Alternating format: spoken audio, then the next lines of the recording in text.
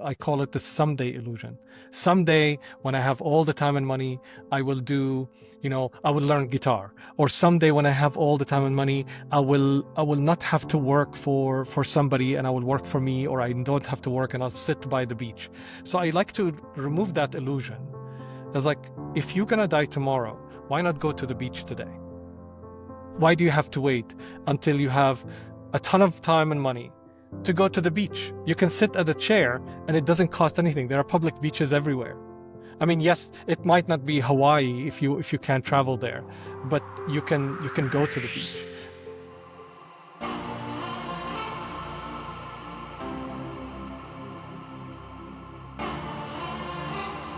Welcome back to the Adventure Reignition Podcast. Today I am with Hussein Hallak. How's it going, Hussein? It's going really well. Thank you. How's it going to you, Blaze? Yeah, it's going very well. I'm really excited about this interview that we're going to have together because you are the author of The Dark Art of Life Mastery, an entrepreneur and a lifelong explorer about what it means to live a purposeful and authentic life. Definitely topics that I love talking about and exploring. And you had a very interesting journey from Damascus in Syria through building 20 ventures and supporting a lot of different entrepreneurs globally. So Hussein, welcome to the show. Thank you for having me. I'm looking forward to a great conversation. The first question I want to ask you is straight about your book, because the title just caught my eye straight away. So when I think about life mastery, I think about mostly positive things, because when you try to make your life better or master life per se, I think it comes from a positive energy. But you put the dark art of life mastery. Why? That's a great question, actually.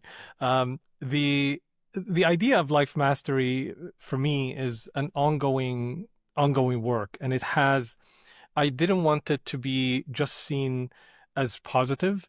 It's a dark art because, first of all, it's an art, which means that there is it's not a process. It's not like 1, 2, 3, here, you have life mastery.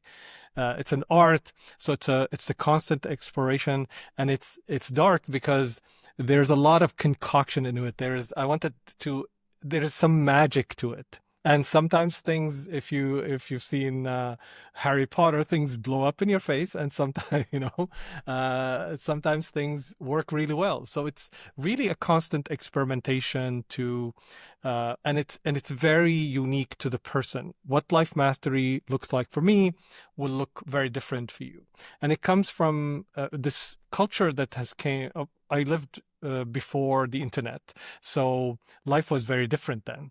You spoke, I think, in one of the podcasts about how to sit, that silent retreat that you went on, which was interesting, very interesting. And before the internet, we had a lot of silence as kids. I had like 1 hour and a half of kids programming, and the rest, we were wandering around thinking of stuff.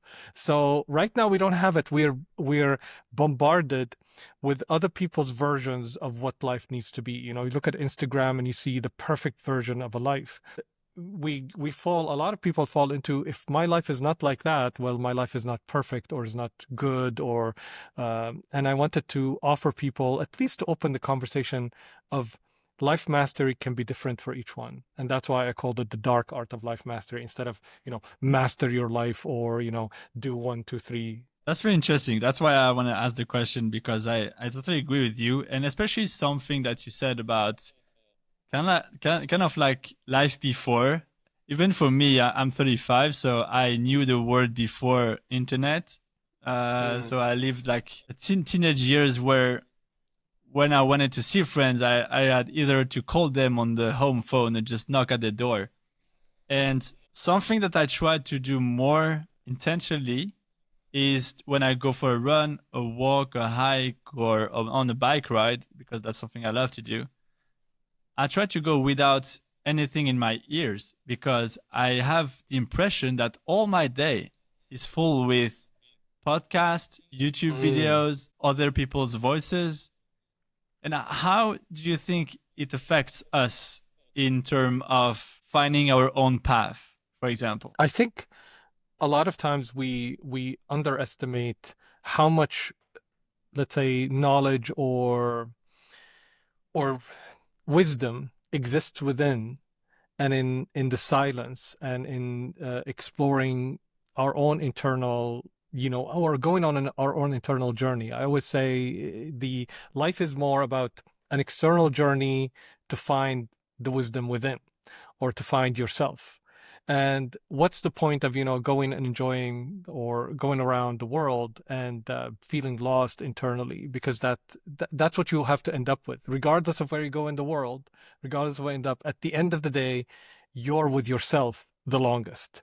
So, so I think the biggest thing is that sometimes for some people, I'm one of those people who's always, listening to YouTube on two speeds, putting sometimes I challenge myself, can I listen to it at faster speed, sometimes like two and a half speed.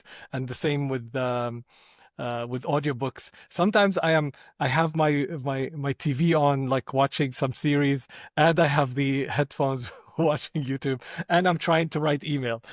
My idea of trying to maximize the experience. But I think what we lose, and I love what you're saying, is that sometimes, and I've done these sometimes, where you go. Sometimes I had them without, was forced into it, where the AirPods will go out of power, or my phone, and then I just have to be with nature and through my walk. And it's an incredible feeling that we have access to it. It's like going on a walk without technology is something that everybody has access to. But I think we don't engage with it because life has this perception that there's so much to catch up with. I fall and pray for that myself all the time. It's like, oh my God, there's so much to listen to, so much to. So I have all these tasks, and I have these videos I have to watch, these books I have to read, and then we fail to take a moment of silence to kind of sit with ourselves, not to think about anything, just to have a pause, to rest, so that these things can deepen. And I think there's a lot of power into it. And I think we kind of lost touch with that, and we have to go on, as you said, a retreat for silence, even though that's what kind of the mode of operation that we had all of our lives. But it's just, I think the demands of life force us to think that this is what life is about right now, is about as much as you can consume, um, where you have the choice not to. Yeah, it's definitely a lot of noise. And for me, it feels that way sometimes when I'm over consuming, overdoing. That's why I love those kind of retreats, or just like for me, going on in Yeah. nature for a half a day, a few hours, just like reset my mind. That's Yeah. what I did, for example, yesterday night. I had a full day in front of the computer, but needed to reset, so I went on my bike, and really helped.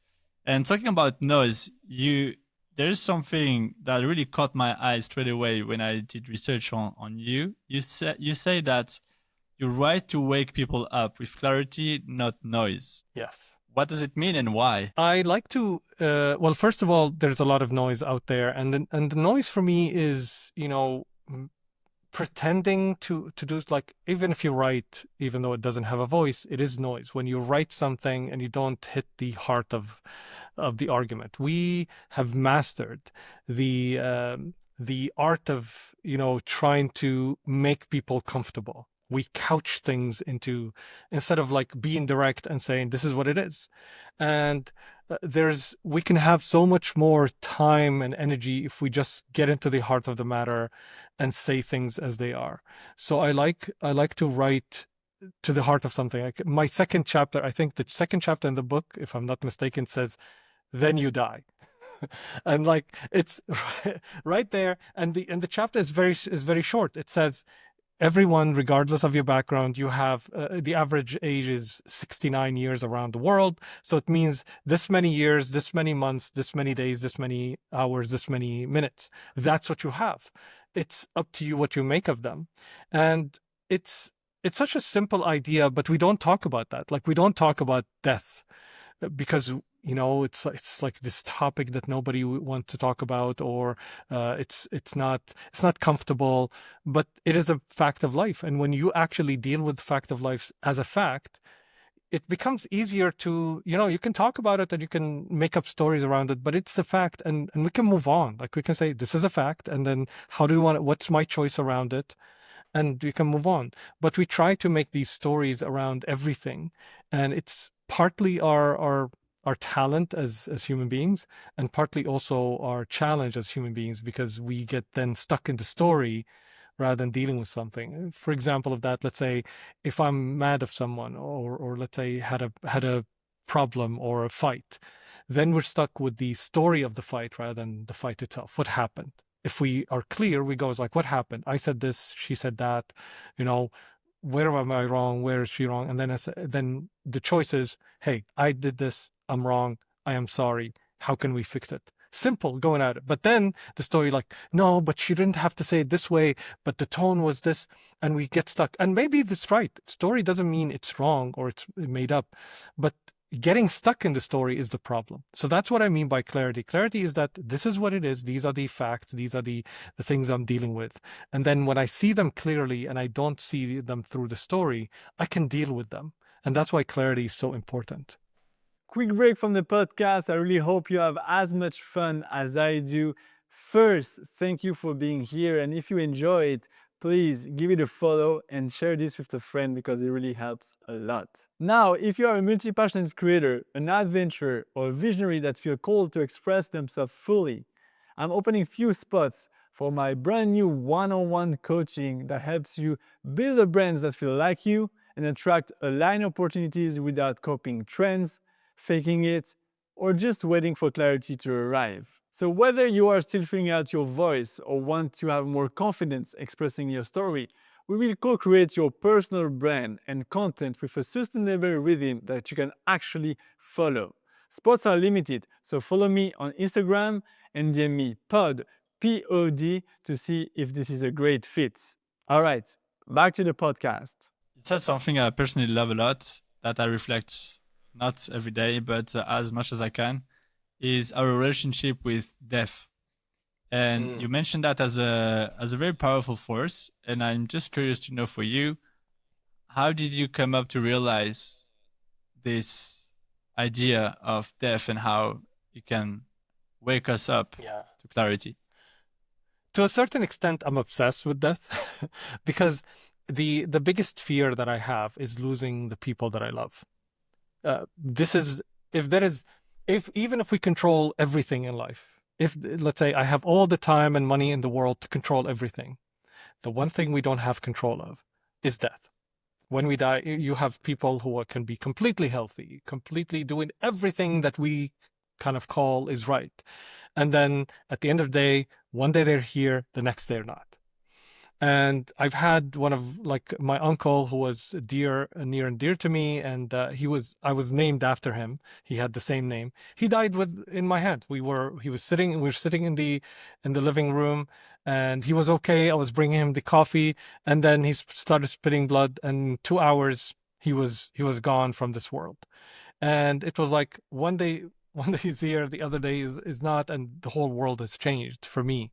So I live obsessed to death. What does that mean? It means that I don't take for granted that everybody will always be in my life for the rest of my life. I assume that even if they're there, which I hope they will, I may not be there tomorrow.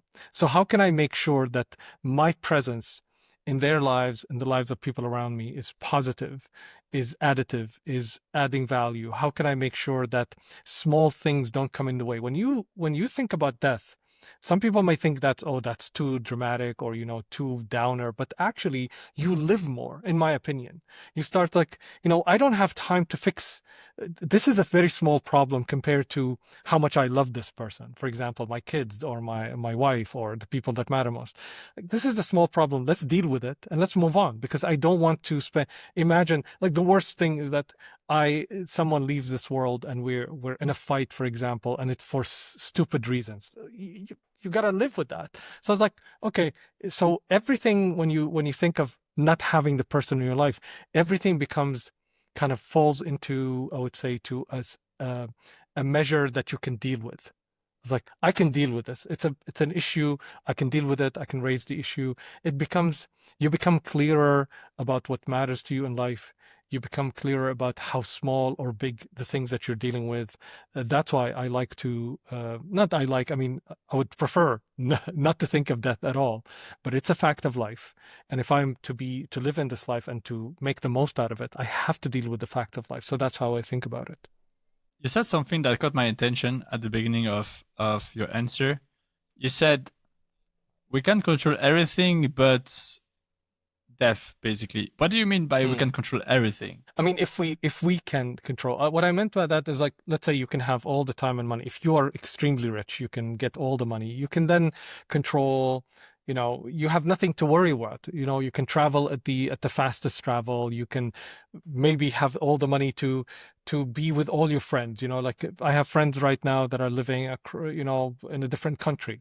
If I had all the money and I had a private jet, probably I would, this thing about, you'll have lunch with this person, dinner with that person, that kind of thing. So you would have more control of your time and place and all of that. But it's an illustration of, even if you can, and that is that illusion that I call it the someday illusion. Someday, when I have all the time and money, I will I will learn guitar. Or someday, when I have all the time and money, I will not have to work for somebody, and I will work for me, or I don't have to work and I'll sit by the beach. So I like to remove that illusion. It's like, if you're gonna die tomorrow, why not go to the beach today? Why do you have to wait until you have a ton of time and money to go to the beach? You can sit at a chair and it doesn't cost anything. There are public beaches everywhere.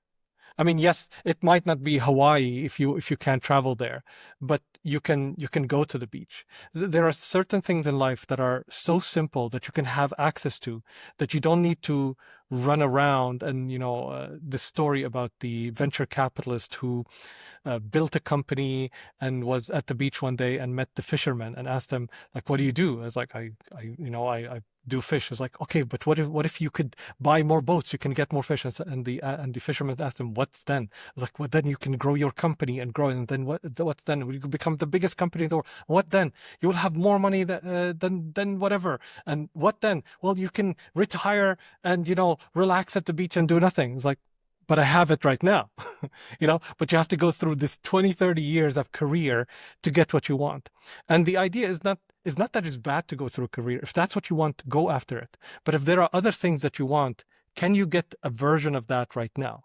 Yes, you can't get the big house, the millions of dollar house at the beach, but you can still enjoy the beach without having a house on the beach, let's say. So my thinking around people is always, what do you want really? And how can you go after it right now, rather than wait for 20 years that 1, 2, 3 have to happen, and only then you can have 4? What if you can have 4 right now? What if you can train on the guitar right now? What if you can learn how to sing right now? What if you can draw right now? These are simple things in life that you have access to. And that's what I like to, and that's why I bring death, because I want people to remind them that our time on this earth has an expiration date, and you need to do what you want to do right now. And if everybody lived their passions and their drive today, we will have far more happier people, and we'll be far more situated in our lives, and we will, I think, deal with each other in a better way. At least that's my thinking. It's very funny to hear your perspective on that, because I know what you mean now by you can control almost everything. It's like more like the intention and the action behind it. But when for me, yes. Before to ask the questions, I personally think the opposite. I think we control almost nothing. Out of our life, maybe we control, I don't know, 10, 20%. And throughout my journey, it was the learning of letting go of the need to control that. I'm not saying I'm out of this, because life gets in the way, and sometimes it's easier said than done. But developing this muscle of accepting that we cannot control everything is freeing for me. And I just wanted to hear your perspective on that. Yeah, you're absolutely right. In fact, I shift perspective as we move forward, and I say to people, you don't control anything. The idea is, the reality of things is that actually the only control you have is your choice. That's it. Anything outside of you don't control. You don't even control your body. You have no idea what's happening in your body right now. You can eat all the healthy food, everything, but your body responds differently. I used to have this idea that, this idea of like naturally we're perfect, I think is the wrong idea, because like I eat anything and I don't get fat, but that doesn't mean I'm healthy. You see, like our understanding of our body and who we are as people, you don't control that. What you can control is your choice. You can, and that's what I want people to. We don't even control time. I mean, we can't change our past. So, but people still hang on to this ideas like, to the errors of the past instead of focusing on the present and making choices in the present. And we worry about the future so much that we kind of give away our present moment and our choices in the moment, so that we can have someday something in the future. And we completely abdicate, like, okay, nobody's living in the present. Everybody's either burdened by what they've done in the past, and that's what governs them, or they are completely living for the future. One day I'll have this. Don't worry about it. One day I'll have it. And I want to change that. It's okay to have any of those, but you need to have some balance and to bring some presence to the day and to make choices in the present. And that, I think, will change. For what I've seen for people, it changed them massively and makes them more, I would say, more alive. Really love what you said. I just want to change gear a little bit, because we went full speed right into the podcast, and that was a very a great introduction. But I want to just take a little step back at the moment and just look a bit deeper into your personal stories, so that the audience can also get to know you a bit more. So basically, you've built like more than 20 companies and mentored a lot of people through their own journey. But if I would be meeting you right now, what would be the key elements I would need to understand about Hussein to know what he's doing, to understand what he's doing now in his season of life? Right now, I'm heavily focused on transformation. Transformation for me is that completely changing the state, and I do that for companies. I like to work with companies that are already. Most entrepreneurs usually have figured out a product or figured out a problem they want to solve and have built a successful business. I'd like to work with them to transform it so that they can help more people. So throughout my life, the word that defines me is help, and it still defines me today. Anybody that reaches out for help, I would always do my best to help them. So for me, that translated through mentorship or through building a business to help them, achieve something. The business that we run right now is about helping people, especially cultural institutions, existing businesses that bring joy or or fun to people, to help them build their brand and transform to something bigger, better. That's how I think about it. So in people's lives as well, I love transformation. I love to help people. I do that through mentorship. I do that through my book. I don't coach or charge for these kind of things, mainly because I don't do it professionally, in the sense that I don't have people, book time with me to do that. But anybody who reaches out to me, I try to help them through guiding them to the books that they need to read, or usually sometimes I say, start with my book and see where you're at and ask me more specific questions. So that is what defines me as a person. And the reason I do that is because throughout my life, that is the thing I noticed that was missing the most. So it's the people that helped me that made me who I am. And I think as human beings, we forgot how important it is to work together and collaborate. We've always been a species that survives through working together. The idea of the lone wolf, the idea of survival of the fittest, the idea of, I have achieved almost everything I wanted to go. I wanted to become first a rock singer and in a band, and I was in the top bands in Syria. Yeah, it's not the best rock bands in the world, but I managed to achieve the highest level within the geographic area that was in. And for somebody in Damascus to achieve that at that time, it was massive. I studied engineering. I started my own company, which was something that never very hard in that part of the world. I sold my first company, my first tech company, within 3 months of launching it. I lost $1 million, which is like $55 million. I raised millions of dollars. So everything I went after, I think you said something in one of your podcasts as well, is that going after what you love, or like saying going out exploring different opportunities. And that's what I did. There's nothing that I had on my mind that I didn't pursue and achieve a high level of. And what I ended up realizing is that at the top of that, let's say Mount Everest, there's nothing, in the sense that the achievement itself meant nothing if I couldn't share it with someone, if I wasn't enjoying it with someone. And I don't mean just telling someone about it, is that it does happen with others. On my own, achieving something is meaningless. My band, it was because I was surrounded by a great band that I enjoyed singing. In my companies, because I was surrounded by a great team and I built it with a great team, that I enjoyed the work to get there. So that kind of shaped my life. And every time I read, let's say for certain self-help books or certain, let's say, people on YouTube, it's always positioned as, the lone wolf, the person that succeeds on their own, or it was always a lonely journey. And I was like, that's not true. So, and I met a lot of people along the way who believed in that and struggled as a result. And what they end up doing is they blame themselves, like, what is wrong with me that I'm unable to achieve this?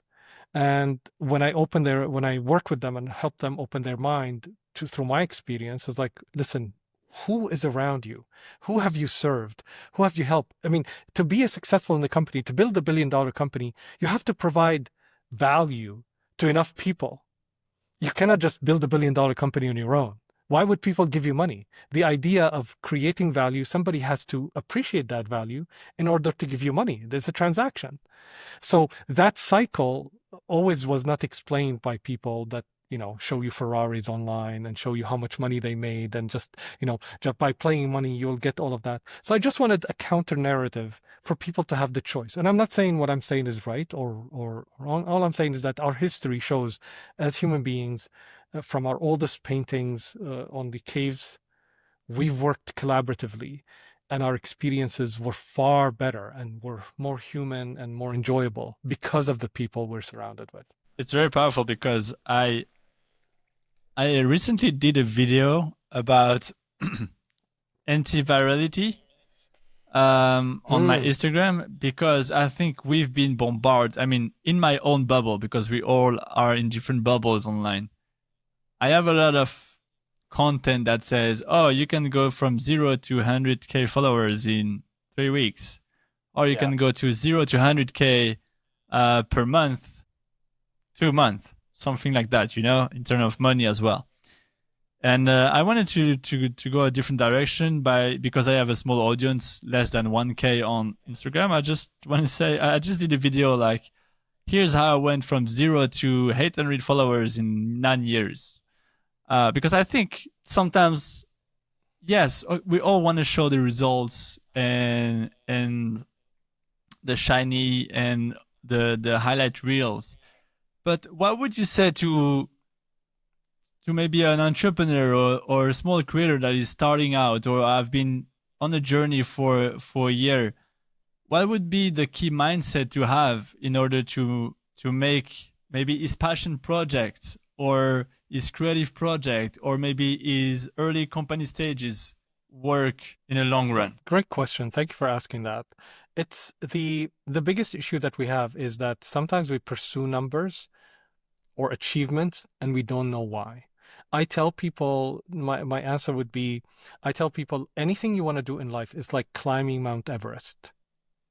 What that means is that nothing you're going to do is easy. See, the problem is that people like those who tell you, like going to 100,000 followers in let's say 3 months or 3 days. The trap here is that they're telling you it's easy if you follow my way, or if you do this. And there is, of course, a counter narrative. I'm not saying everyone that. There's a counter narrative that's being presented, which is everything you want to do in life is hard. If you really want to do it, is hard. There's nothing is easy. Let's face it. From when you were a baby, walking, for you right now, walking is a simple thing because you've been doing it all your life. But when you started walking, you failed most of the time. I mean, we are that baby. We are always trying to walk. In every area, you start, as you call, baby steps. And baby steps means that you have to fail. I mean, what is it? Michael Jordan, the best athlete in the world, there's a number like 70% of his shots were outside of the basket. Let's say that's wrong. Let's say 50% of his shots. But that means like they sometimes get it and sometimes don't. But the idea is you have to take the shot. And we have relegated ourselves or put this because that's what I call the someday school or the someday. I love education, but the way we've been educated is that you need to get things right. You study a whole year to go to the exam to get the highest marks. Why? Because you are being trained to be a good employee. Nothing wrong with that, but in a good employee in a company, you're not supposed to make mistakes. You're supposed to fall into a system, follow the system, and achieve results. But life doesn't work like that. Entrepreneurship, I taught thousands of entrepreneurs. The first thing we teach them is that you don't know anything and you're going into uncertain kind of spaces and you have to figure out things. So most of the time you're going to fail. 90 to 100% of what you're going to do, you're going to fail. So what do? You accelerate. You have to fail fast. What that means is that you have not to stop with failure and say, I failed. What can I do the next time so I'm successful? No. It's like, I failed at this. What have I learned from this failure? So you see, when you're a baby or when you're Michael Jordan and you're trying to shoot for the hoop or you're trying to walk, the idea is not whether you got it in or not. The idea is whether you get it in or not, what have you learned so that the next shot is better? And better doesn't mean in. It means that you shoot it in such a way that you are closer to getting it in. So you have to be willing to embrace failure, and you have to be willing to embrace that on the mountain that you're climbing toward Mount Everest, you're gonna be out of your league. If you read anything, I'm obsessed with climbing Mount Everest because it was one of my goals, but I'm not gonna do it. But the reason is, at a certain height, no matter what your level of fitness, you're all equal. That's number one. Number two, all of the pictures of someone on the summit is all wrong. There's a whole team. Nobody climbed. I mean, there's one or two probably in their life they climbed on their own, but most of them are teams, and you have to work together because you don't know who's going to be sick at a certain height and actually become delirious or threaten the success of the team. So once you start learning about these things, you understand that success is not one way. It's many ways. And all I want to do is offer people the choice. There's nothing wrong with pursuing numbers, but just make it your choice. Don't pursue it because that's what everyone's doing. So I love what you said, the antivirality or the antiviral, is that sometimes we pursue something because other people are pursuing it, not because we are pursuing it. And that is life, living somebody else's dream rather than living yours. And that's all I want to do. I was like, okay, you want to pursue this? Great. But make it your choice. Are you sure it's your choice, or are you doing it just because everybody else is doing it? I love this analogy with Everest because it feels like everyone is going for Everest when maybe your path is a smaller mountain and it doesn't have to be big. It's just different. And I love. And by the way, I just love the movie Everest as well. One of my favorite, definitely. Yes. A must want to watch for any adventurers that is listening here. I have just a question that popped up in my mind from your. So if you look back at your life right now, you take a step back, what would you say is the first, maybe not the first, but one of the biggest decisions that completely changed your path? It was the decision to pursue the love of my life. I think that was the core decision that was that changed everything. So I met this girl in university, and I fell in love. And I went and told her, and I told her it was one of the, probably right now she still tells me that it's one of the strangest conversations she's ever had, where I came to her and I said, listen, I love you, and I understand because she came to me and I gave her some poetry and some paintings that I made, and she said, "Why? What is this? We're friends." I said, "Yeah, I know we're friends, but I'm in love with you, and uh, and I'll wait for you even if it's decades. You're the person I want, and whatever changes in the world, you're the person I'm going to go after, and I'll wait for you for like until you're ready to make your decision, whether with me or not. This is not. I didn't love bomb her. It's like, okay, this is. I want to. I said, you have this space, and it took her a year to come back and tell me that she loves me too. But I felt something that was so compelling, and I was honest about it. I didn't want anything in return. And that was the moment when I experienced that. I experienced, because we're afraid in our lives. We live our lives feeling afraid of not being accepted or not having reciprocal information. Like, I come to you and say, Blaze, you're my friend and I like you a lot. And you say, but I don't want to be friends with you. And we feel so hurt because of that. It's like, why? And at that moment, I felt so much strength in the vulnerability of being with your own emotion. I was very comfortable in my own emotion. I didn't learn that. I just, went in, and I told the person, and I gave them space to be whoever they want to be. And that was the moment everything changed for me, because I realized how powerful that is, that the world doesn't care what I want from it. So why should I worry about that? Why should I worry about what I'm getting instead of what I want to put out there? I have more control of that. I had complete control of my expression of my feelings. I didn't have control of my feelings. I fell in love with her, but I have complete control of me coming to her and telling her, I love you and I want you and I will wait for you. These are things I have complete control, and I felt so powerful at the moment in my vulnerability.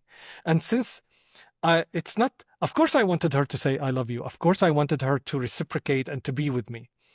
All of that I wanted, and I was clear that I wanted that, but I also gave the space that she has the choice.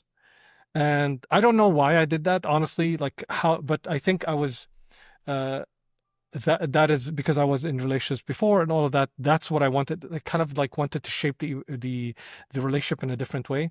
And that changed everything for me. So I live my life like that. I am generous, helpful, whatever I want to be, or even angry sometimes. And I don't wait for the others to justify what the next step is. So when I give to someone or when I show up, I don't expect anything from someone. And that decision changed all of my life, because not having those expectations, or at least even when I have those, I mean, I'm a human being. Of course, I have expectations and I want everything from the world. Don't get me wrong. I want money, wealth, power. I want all of that. But letting go of those expectations intentionally gave me so much power over my life. I'm not living according to my expectations. I'm not waiting for somebody else's response. I'm always wondering, what do I want? What do I want to give out here? What do I want to contribute? And when you ask yourself that, you're basically more balanced and more, for me at least, you're more anchored in life. And whatever happens, somebody shows up or doesn't, I'm not taking offense and like, oh my God, what does this mean? I see people around me like, somebody said this, somebody said that, and my world is shattered. It's like, why? Of course it's sad, like if somebody hurt you or something, but your world is right here. It's about you and what you are willing to bring. Have you asked yourself, what is next? What do you want to do here? Rather than and how many of us are in relationship that somebody has hurt us in the past and we're unwilling to move on, or unwilling to have a certain conversation until that person apologizes. And then that person, we've just given all our power away. Until that person apologizes, until that person says something, until that person shows something, then I will do that. And I didn't want anything like that. So that was the critical decision that kind of changed the trajectory of my life. It's a very beautiful story, and thanks for sharing it so openly. It does resonate with me a lot, because when I traveled the world alone in 2016, that's exactly what I've learned to do, without exactly being totally aware of that. It's like, okay, I was alone for a year, not totally alone, because you meet a lot of other people along the road, but basically you have nobody to answer to, and you can do whatever you want. And it forces you to be with yourself, like I did, for example, for the 10-day silent retreat recently. And what I hear in your story is to bring back the focus to you inside. And now it comes full circle for me to your idea of control is like the only thing I can control is how I show up in your world. And that's what I've learned to do with my travel. I think now, just to hearing you telling the story, I just realized how transformative that year alone was for me in that sense that I will try to check up from the inside first before to react from the outside. Easier said than done because sometimes we're in a rush or in something in a situation and we can lose our temper. And I have a lot of people around me who tell me how encouraged I became after that. And I think it comes from that. And just hearing your story was really powerful. I have really a lot of questions to ask you because we opened a ton of doors, but I try to go straight to the point. So we haven't talked much about your background from Syria, and I'm just curious to know how your background from Syria has shaped your relationship with something that I think you love to talk about is uncertainty and curiosity. Well, growing up in Syria, all of the things I wanted was not available to me in Syria. So I wanted to become an astronaut. Very typical for a young kid, obviously. I want to be, but for me, I was fascinated with space. It wasn't like, oh, I want to be an astronaut. No, I really wanted to be an astronaut because throughout my life, I've grown up. My mom, I think because of her exceptional, she was a teacher, she was a brilliant teacher, and she used to have these notes. Her notes are impeccable. She draws in them. She took teaching very seriously. She taught special needs and she dedicated her life for that. And she was dedicated for us as well.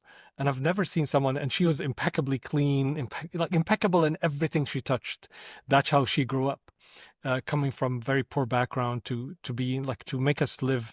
We were also poor, but we felt always that our houses far more cleaner, far more organized, far more looks the part than anything else that we've seen.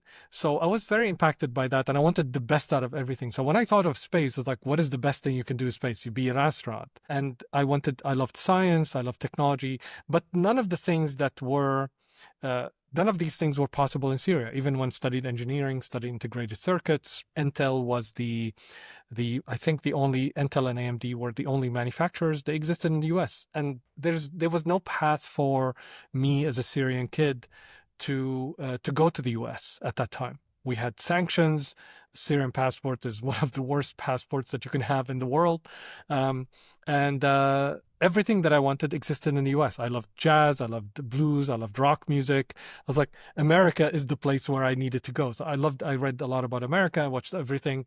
So everything I wanted was there. So that disconnection between what I want to have and the possibility of it happening made sure that, since I can't have that life, and it's not possible, what else is possible here? And I didn't want the life in Syria. The life in Syria was you grow up, you work for the government, or you do something, you graduate as an engineer, and then you marry and maybe have a car. Like car was like a big thing if you have a house and a car. We had multiple houses because we had houses were cheap in our hometown. So you had like my grandfather's house, whatever. So it wasn't like a problem to buy a house. I will inherit that house. So that was it. So it never was possible to do anything else. So for me, I engaged in anything. I said yes to everything. It's like, oh, okay, I can be in a band here. So let's pursue it, because I didn't need to take it. Like there was no chance to become the greatest rock singer in the world or to become an astronaut. My studies and my interests were more treated like hobbies rather than a serious career. Because there was no career that I wanted that had a goal that is accessible, then why not try everything? So I think, and it wasn't that, just to be clear, it wasn't like that was that clear to me at the moment. It was just what I did. It was like, okay, I can't have anything, and nothing that is in Syria is what I want. So I'll just take everything. So you would find me dubbing a Disney movie in a studio, for example. You would find me singing in a band, in a wedding band, singing, as a background singer. Like I did so many stuff. I think I slept for almost like several years. I would sleep for 4 or 5 hours, and throughout the day I would have like 3 or 4 or 5 jobs sometimes, just doing anything. Everybody says, Hussein, will you do that? I was like, yes. And I'll go learn whatever I can and try to do it because it was just fun. So I think that not taking things seriously ended up me taking everything seriously. If that makes sense? Yeah, totally. That's definitely a philosophy that I try to apply. Is like taking it with more lightness and just learn.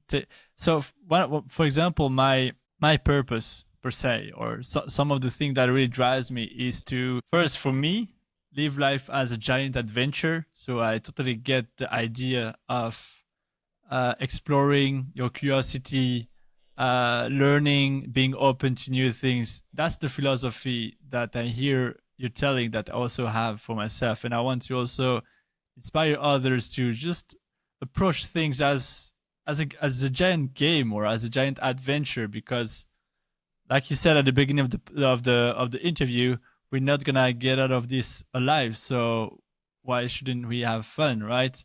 So I really love this outlook that you had on just having fun. And I have a follow up question on that, because I know that when you had to choose basically a route or a path when you were younger in Syria, I think you were still in Syria at the time, you had to choose between engineering and art. But art, Yes. if I remember well, was your passion.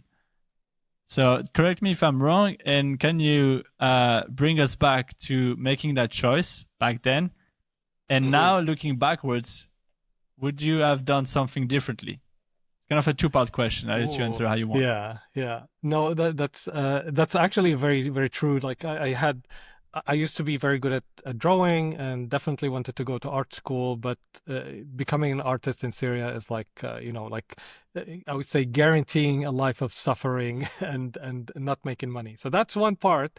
But while that is definitely present in the conversation, I didn't care personally. It was like more my parents saying to me, like, this is and obviously I had marks to go into engineering school. Of course, I'm going to choose engineering because that's kind of status. My son, the engineer, is better than my son, the artist, for sure. So my parents were pushing towards that, and it's not because it's not something that I didn't want. On the contrary, I wanted to go to architecture school as a kind of in between. I love architecture, and it has the creative side and it has the engineering side as part of it. And I did even, go and go. There's like a precursor to applying to architecture school that you take, and when I went through that even. But at the end of the day, what I loved most is technology. So for me, technology was fascinating, and I wanted to have a computer, and we didn't have the money to have a computer. So I said, if I go to electrical engineering, electronic engineering school, there's a computer, so I'll see a computer. It ended up, I saw the computer at fourth year. So I never got to work on a computer until fourth year. We had to study a lot of math, a lot of physics, and I did ace it for a few years, but it was very hard. But I ended up, I don't regret it right now because engineering is really fit with my thinking around frameworks. I love to think frameworks and structure, and I look at the structure of things. So engineering definitely played a role in understanding the rules and the science. I love math. I aced it. I had first year math, physics. It was like all a plus. Like I had full marks. People like, who's this guy that's acing all of those? Because I loved learning. I loved and I stayed with art. In actually, funny enough, in university, I ended up joining the school play, or the university team that did plays and did the parties, and ended up drawing some caricatures and putting it on the walls. So I did have outlets for my art. But yeah, the decision was driven mainly by engineering being better and mainly by my desire. It's like, okay, that's my only chance to see a computer. So that was the choice. They ended up intersecting throughout my life. Like, my life is defined by my love for art and my love for creativity and my love for technology. These are the two dominant forces in every choice that I make. That's a perfect transition for my next question about technology and creativity. And on my audience, there are a lot of creatives, adventurers, and just people wanting to start a meaningful project. And my question regarding AI is that how can we use AI, or how do you integrate AI in your creative or your work or whatever you are doing now without losing your message, yourself and your soul? That's a great question. The way I think about AI and anything else is through three lenses: mindset, tools, skill set, and tool set. The mindset is how you see the thing. For example, a mindset can be, to take a simple thing like a camera. I can think that the camera, that's one mindset. The camera defines the work, in the sense that if I get a better camera, I get a better video. Or my mindset is the camera is one of these tools that will help me get a better video, but the better video has to do with storytelling and stuff like that. It's a different mindset, but it definitely drives what it is. When I first started to play around with podcast, what I ended up doing, spending a ton of money on like the setup, and then the podcast sucked. The setup was like expensive, but the podcast sucked because I wasn't telling a story, all of that, and I didn't pay attention to that. I wanted a certain look rather than, let's say, a certain story. So mindset is very important, how you see things. Then the skills that you need to operate something. Of course, if I get a better camera or I get a camera that's sophisticated, my skills need to be better. Like right now, I have a simple camera that works on its own. It's perfect. It's what I need because I don't have the skill set to operate a camera. So that's needed. And the last thing is the tools that you use definitely upgrade. So if I have, let's say, a powerful Mac or a powerful, let's say, device, it can definitely aid and help. A lot of them, like if I have a phone, obviously if I'm shooting through the phone, it's a different tool. So the way we think about AI is first the mindset. The mindset, I encourage people to think about AI not as a tool, not as, oh, it's a powerful tool or it can do this, it can do that, is that you need to think about AI just like you think about a vehicle. Let's say in the past, the tools that we have, let's say a bike. If you think about a bike, you are mostly in control. Like in a bike, you have so much control over it. Obviously, the biggest control is when you're walking, but on a bike, you have control. The moment you move, everything moves with you. You have touch with the road, every bump you feel it. Then you move to a car, for example. A car, you have less touch with the world. You still are driving it and gearing it, but there's an engine, there are wheels, there are several systems underneath you that kind of control that relationship. AI is like having a spaceship. There's a computer between you and between wherever you want to go. And you have to have so many more skills within that mindset. Imagine the level of skills. If you want to ride a car, I mean, there's a difference between riding let's say a Formula One car and riding a regular car. Look at the skill set between riding a bike, riding a car, riding a Formula One car, riding or driving or guiding a spaceship. You need to be an astronaut. They study for years to be able to do that, right? They study, they train. It's so demanding to be an astronaut. That's why only few people do it. So in the same way, if you want to really benefit from AI, you have to think that you have to upgrade your own skills in order to benefit from AI. AI is this access to everything that is existing online, or almost everything that the AI ingested that you have access to. So you can definitely use AI to say, give me, a to-do list or help me with to-do list. But that's like saying using a spaceship to go, to the grocery store to buy some groceries. Like imagine taking a spaceship. What's going to end up happening? The amount of damage, the amount of, climate impact, the destruction when you want to land there, all of that. It's enormous amount of power that you're using for something so trivial. Now, that doesn't mean don't use it, but I mean, like, if you want to use AI, really, use it for something massive. Like exploration into a topic. AI is wonderful with research, for example. Like I use AI extensively to do research on a topic. And what that does, it gives me the base research that from it, I go start searching for things. Like it starts my journey. It's far more powerful than, say, write an article for me. Like, like there's nothing wrong with that. But it's like, it's the simplest thing, and it's kind of stupid, honestly. Like, what are you going to do with this article? Oh, I write more articles so that I can get more people so that I can sell more. Whereas I have access to all of this knowledge and I can explore a topic. Like right now, I'm exploring several topics, or I would sometimes read or I have an idea in my head and I want to test it. And I said, well, who has spoke about this topic? Like we talked about thinking on our own. I'll go on a walk and I'll start exploring the thoughts in my head and start dictating it. So I dictate it and then I copy that. I dictate it usually to notes, because dictating it to AI sometimes is not that good. It separates. So I dictate it to notes. So I have it. I copy that, put it in AI, and I ask it, it's like, okay, debate this with me, challenge me on the ideas. And that for me is one of the most wonderful uses of AI, because it brings, I say, one of my favorite prompts is that bring all of the knowledge and wisdom that human history has brought into this topic, bring it to the conversation and debate me and highlight certain things and highlight what they've thought about and what are the ideas that people have not considered.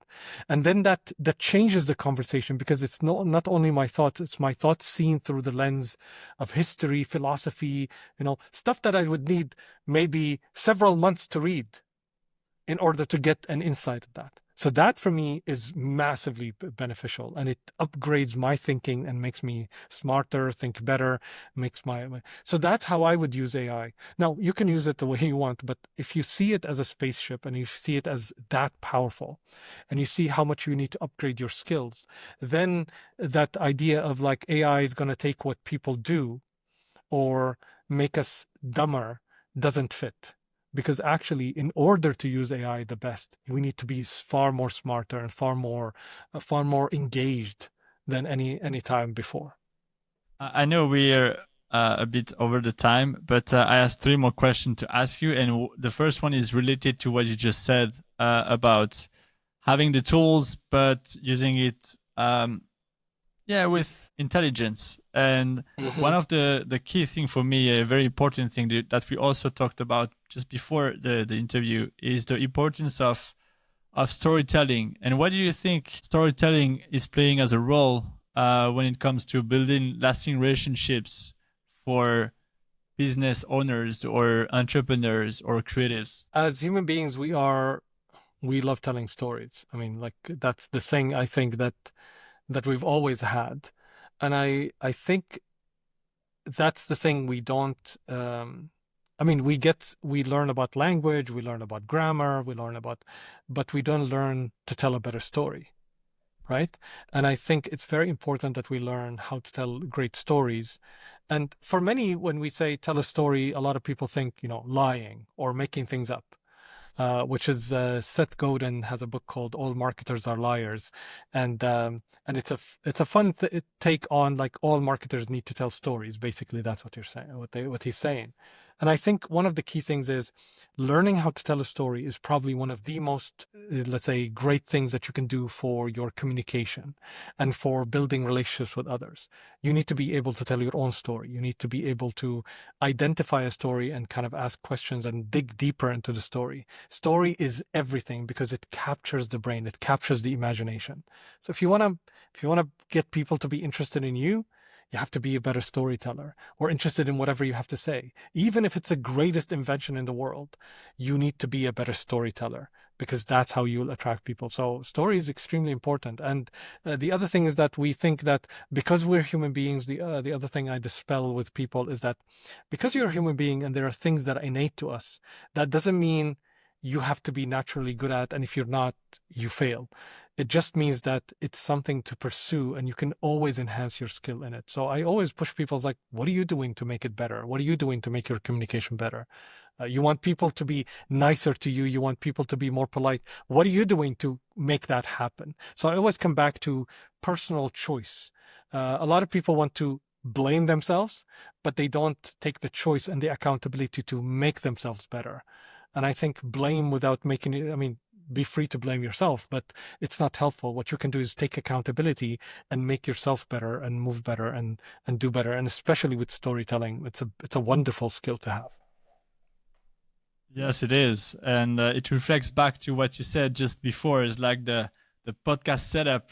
Most people think about podcasting or creating content about the tools Yes. first before to Yes. tell a story. And I'm guilty of that too. I mean, I started to my content journey as a photographer because I just wanted to share what I was seeing through my eyes. But when it comes down to talking in front of the camera, of course, my reflex was to, okay, should I use my camera? What angle? What lights? And that's fair. But when to get started, I think if you're like in a more advanced position, maybe yes, of course. I'm a videographer, so I personally think that beautiful visuals make a role in your branding, in your communication over time. But when you get started, it's just like the storytelling is so key. Yeah. So yeah, I really love your insights on that. Yeah, before to end and to ask you the last two questions, I just want first to acknowledge you, Hussein, for who you are, your journey, being open on this podcast about your journey in Syria, also your insights as an entrepreneur, and everything that you bring out to the world in your mission to help people navigate uncertainty. So I really appreciate you being on the podcast. Where can people find about you online to get more to know you? Thank you for the acknowledgement. I'll take it, and thank you for having me.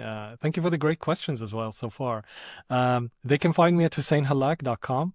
They can search for me, Hussein Hallak, and follow me on LinkedIn. I'm on Substack as well. So yeah, husseinhallak.com. They will find everything, and yeah, I'm super excited to have any conversation. Yes, I'll put everything in the show notes so that people can click on the link and get straight to you. Two more questions. You have a very full life, a lot of experience, and you definitely embody what I feel is living life as an adventure, as we talked about before, following your curiosity.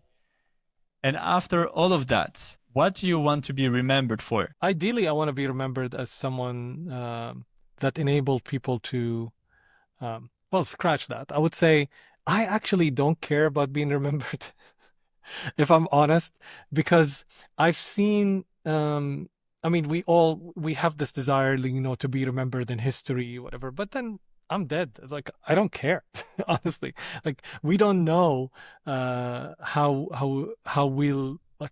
what's after death, regardless of whether it's complete, it's the end, or whether we live after that. Nobody has come back to tell us, well, anything matters then. So honestly, nothing. If to be honest, I don't care. I care about what's happening right now. And if I want to be remembered, I want to be remembered through people's actions. What I mean by that is that through the people that took action based on, let's say, something they've learned or something of added value to them. And that's been the joy of my life, of people coming up to me and say, Hussein, I've attended this workshop for you or attended this talk, and you've kind of changed my perspective or changed my life. And not because I want to impact that I changed my life. I don't take pride. I do take pride in that, but I don't take pride in the sense like, oh, I did it. Yes. It's more like I'm happy for them. And I know that for some people who may not understand that, is like, how can you just be happy for others? I think it's, if you've experienced it, there's something to be said about being around people who are happy or being part of somebody's transformation. And after being part of the transformation of, I would say, people who I managed through the entrepreneurial journey to help them, to mentor them, it's been one of the most rewarding things I've ever done, to see someone transition, whether they acknowledge or not. Like, I've worked with thousands, obviously not thousands have came back and said, I've impacted my life. I've one or two kind of managed to do that. But many have been able, like, just to be part of that has been, I would say, an incredible journey, an incredible, rewarding thing to take. And I think that's why I wrote the book. I wrote the book because I wanted to leave people with something that will add value to their life. So if I want to be remembered, I want to be remembered as the person who enabled a few people to live a better life, to make better choices, and to add value to people's lives. I think that would be a great way to be remembered. Love this. This podcast is called the Adventure Reignition Podcast. So my last question is adventure. What does it mean to you? It means saying yes when you have no clue what's going to happen after that. I think that's the ultimate adventure. I had no idea that after following the story of saying to the love of my life, no, I love you, I want to be with you. I had no idea we're going to end up with a relationship that is 30 years long. We're going to have incredible kids. No clue what's going to happen. But I did say yes to that. I did the same for, the work that I've done with entrepreneurs. When I was offered the job of being the general manager of Launch Academy, which was the #1 incubator, I had no clue who I'm going to be working with, how I'm going to help. I had some inkling, but I didn't know that I'm going to work with hundreds of thousands of entrepreneurs and be able to help some of them build companies that sold for hundreds of millions of dollars, if there is a measure for this. I had no clue when I said I'm going to write this book, what kind of book it's going to be. I wrote 4 books before it and I threw them out. I didn't want them because at a certain moment I didn't feel it. So I think saying yes without knowing where it's going to take you, and also having the being in choice that I trust myself that I'm going to say yes right now. And if it doesn't work, I can change my mind. That's the other thing, that commitment doesn't mean commitment towards the end. It means commitment in the moment. And when things change, I have also the responsibility and I would say the maturity to say, I'm no longer there. Am I choosing that? So that choice in the moment, continuing it, which is a commitment, or not continuing it. And I think that is what adventure is. That's a good way to end this podcast. Hussein, thank you very much. Blaise, thank you for the wonderful conversation, great questions, and the wonderful energy. You have a calm energy about you that I think I could talk to you for hours. Same here. Thank you very much. Bye. My pleasure.